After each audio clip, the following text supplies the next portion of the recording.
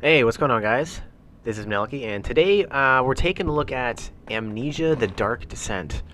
This is a first-person survival horror game.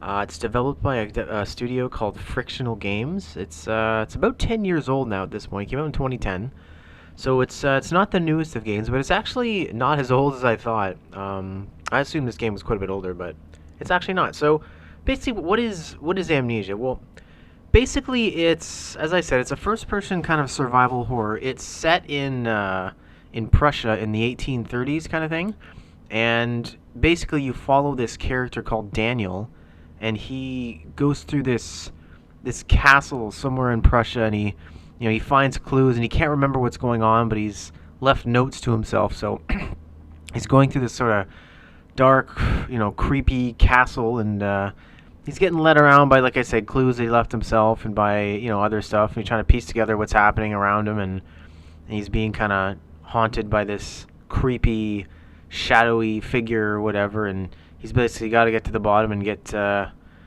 stuff done and kill someone named Alexander. And so you play as him, and you basically go through trying to figure out what the hell's going on and what's going on around you, and try and get through the castle without getting killed or and all that. So it's a pretty interesting game. I didn't expect to like it. I was basically just going through my backlog, trying to beat a few games here and there, and I came across that, and I didn't think it was gonna be my kind of game, but it actually surprised me. So first, let's talk about the things that I liked about it. So first of all, the atmosphere was amazing. This was a very, very atmospheric game. Like, the visuals were really good, and so like it was really dark and it was creepy. Like, it was a lot of like shadows, a lot of like you can't see around the corner like what's going on. There's like weird, creepy sounds playing and stuff like that. It's really good that way. It really felt like you're in some creepy kind of gothic-y castle. Really great atmosphere. There's a good sense of like dread kind of thing, and you open a door and you don't know what the hell's behind the door, and you're like kind of freaking out. The game recommends you play it in the dark with headphones and all that kind of stuff. So that's what I did. I played in the dark with my headphones in my basement, and yeah, it was pretty creepy. I'm not gonna lie. As I said before, the game has really nice visuals. It's for a 2010 game. Geez, does it ever look good? It's not like amazing by today's standards, but it's 10 years old, so why would it be, right? So, but for its time, it's pretty damn nice looking. So that always helps. The sound design was really, really well done and well incorporated into the game, in my opinion. So it was kind of like, you'd be getting chased by an enemy or a monster or something, and the game would play this like kind of jarring, high-pitched noise to sort of drive home the point that you're in a lot of danger, or you're scared or whatever. And it really did kind of work, and it freaked you out. It does a good job of that. So I kind of like that, and like I said, there's the music changes and all that kind of stuff. So they did a nice job of sort of combining all the different elements of horror into what you actually get presented with, and it really combines well to freak the hell out of you. So it's pretty good that way.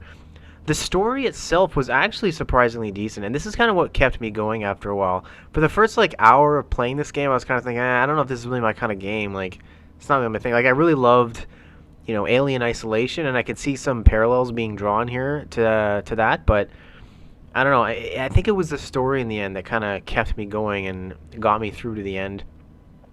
So as I said, you play as some guy, some British guy named Daniel. He takes a trip to Prussia, and he ends up in this castle and all that kind of stuff. And you're basically haunted by, as I said, this shadowy figure, and you're trying to track down this guy Alexander or whatever. But you keep getting these flashbacks throughout the game, and like you remember certain things about things you were doing, all that kind of stuff, and you start putting the pieces together. As the game's called Amnesia, right? So you wake up, you don't know what the hell's going on, but you slowly start getting your memory back and remembering what the hell's going on. And so it kind of drips feeds you these little sort of lore nuggets, and you can find little bits of lore hidden around the castle. You find an object or a note or whatever, and you get a little bit of like another piece of the story. And so you kind of piece together what's going on like a puzzle, and it's kind of neat, really. It does a nice job. So that's kind of what kept me going. I liked it.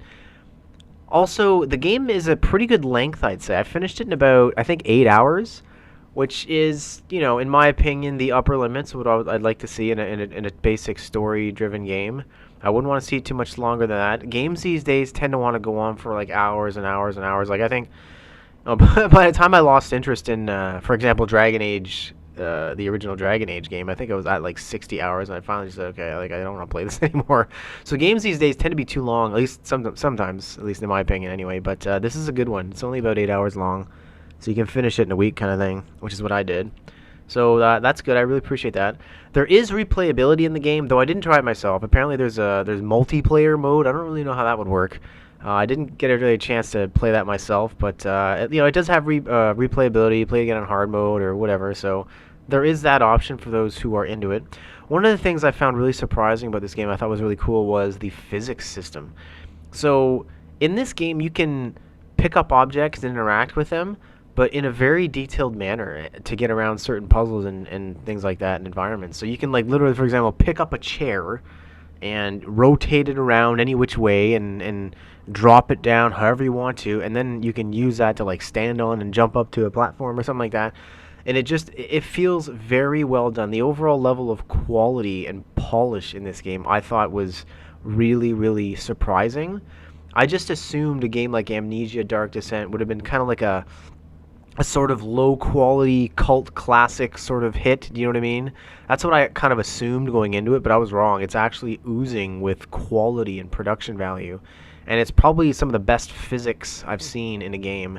Everything feels very solid and well built and properly integrated into actual, realistic feeling physics. It's very well done. Very well done. So I was pretty impressed by that. Another thing I thought was really cool was they've got a sanity system. It's almost like a sanity meter, you know? So it's like as you stand in the darkness, your sanity starts to slip and your vision goes blurry and you hear noises and you start to freak out. So it really encourages you to stay in the light, or I guess making progress will help bring your sanity back up and solving puzzles and that sort of thing. But it's really neat. Like you feel yourself going insane, and so you've got to get back to the light and all that kind of stuff. So it was a pretty cool system as far as modeling the whole sanity and combining that with a couple other elements in the game that I won't go into. I can see Darkest Dungeon. I think took some nods from this game. I don't know if that was intentional, but I definitely got that after playing this game. I thought, yeah, I think Darkest Dungeon definitely took a few hints from this game. Let's get on to what I didn't like, and it wasn't too much. But one thing I thought I wasn't super keen on was the puzzles themselves. I found the puzzles in the game to be a little overly simplistic, at least for my own tastes. Like, oh look, it's a machine. It looks like it's missing a cogwheel. There's a cogwheel in the next room. What do I do? It's a lot of really complicated puzzles like that. Like, oh look, a square, a triangle, and a circle hole, and I have a triangle object. What do I do? It's just it's not so complicated as to hold you up, but it's like pretty basic. I don't know how to describe it, but pretty basic puzzles. You shouldn't be having too much trouble with the puzzles, I don't think. I found them a little overly simplistic, but I mean, I'm sure other people probably wouldn't have an issue with that. Maybe that's to their liking. I don't know, but that's something I found. Another thing I thought was a bit of a miss was the monster design. So, not to spoil anything, but you're gonna find it out anyway if you play. Basically, there's these monsters. I'm not sure if it's one monster, or if it's a bunch of monsters that you only see one at a time. I'm not sure, but at any rate, there's a monster that you sort of have to dodge. You can't fight back in this game. That's not a thing. When you see a monster, you need to run and hide, basically. So there's a monster that kind of chases you around. And it's this sort of, I want to say, zombie-ish, reconstructed corpse thing, and it's supposed to be really creepy, but it just looks, in my opinion, a little bit silly. It's definitely not not scary. I feel like I see what they were going for, but I don't think they really hit it. I think it was a little bit of a miss, the visuals on that monster design. So that's a bit unfortunate. I mean, that's a pretty minor gripe, given that the game is, on the whole, very creepy and well done, but this monster design, I don't know. It's a bit of a miss for me. Speaking of the wandering monster, I just in general, I found him more irritating than creepy, because it's like, okay, scary monster, hide, that's fine, but then it takes him like forever to go away, because if he's walking by a room that you're trying to go in, well, you can't go in the room till he's gone, right? Because he'll just kill you. So you gotta wait, and sometimes it takes forever for him to clear out so you can progress and move forward. So I found that like I said, a more irritating than creepy. And one last thing that I found I didn't like so much, the game recommends that you play it in the dark, which is great. You should play it in the dark. It's a horror game. You definitely want to get the most out of it, and I would strongly agree that definitely play it in the dark.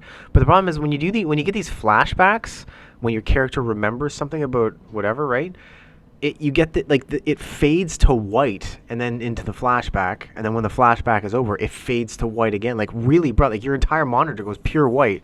And when you're sitting down here in the dark in the pitch black, that is blinding. It is so jarring. Like, I don't know why. That was I don't know, that was a questionable design decision in my opinion. I don't know. I didn't like that too much, but a pretty minor gripe, I guess. So overall, what I think? Well, I think this was a great game. I'm not surprised to see the overwhelmingly positive reviews on Steam. I understand now why this game gets such good reviews and why it's such a classic. It really is an excellent, excellent game. Great atmosphere, great story. It's a very well executed game. Very well executed, great quality all around. I think it was a really good game. A couple little minor issues here and there, but nothing crippling. So this game is definitely worth your time if you're into the whole horror survival thing, or you don't mind being freaked out for a few evenings or whatever. I definitely recommend you check out this game. So Amnesia: The Dark Descent by Frictional Games. Excellent, excellent game. I'd give this an 8 out of 10 overall. So anyway, guys, that's all I've got for now. I hope you enjoyed the video, and we'll talk to you again soon.